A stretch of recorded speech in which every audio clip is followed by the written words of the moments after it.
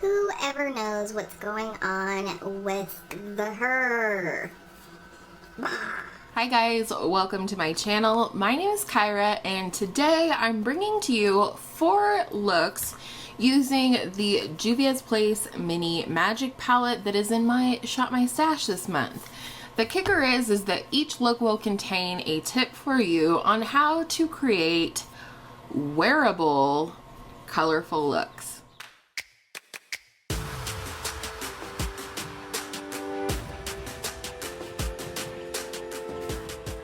If you're new to my channel, a very special welcome to you. I hope you will consider subscribing before you leave if you like what you see today. It's fast, it's free, it's easy, and it helps you find all of my videos when I upload Tuesday through Friday. So I got to thinking, I know a lot of you have commented lately that you're glad to see me getting back to some colorful looks. My daughter resonates with that as well. She likes when I do colorful looks. But I also realized that not everybody is super comfortable with color, and I thought there are a lot of ways actually that you can use color in a look without it being a bold, colorful eye that you might not want to wear out of the house. I would, but that's where the disclaimer comes in. Wearable is very relative. What's wearable for me might not be wearable for you, vice versa, and so on and so forth. So please take the term wearable with a grain of salt. But I just want to encourage you guys to play with a little bit of color, especially as we are in spring now, moving into summer very soon. So I did go ahead and decide on the Juvia's Place Mini Magic Palette. I got this. This is one of my newer palettes, but I haven't used it on my channel just yet. And the reason that I picked this one is I actually feel like this particular palette, which I will link down below, but this is not me trying to tell you you need this palette. But this palette to me is actually very wearable for a colorful palette. You have some muted tones in terms of like softer, more pastel colors and things like that. But we're gonna go ahead and get into the looks right now. Each one has a tip at the very beginning of the clip for you, so take notice of that and I will see you at the end.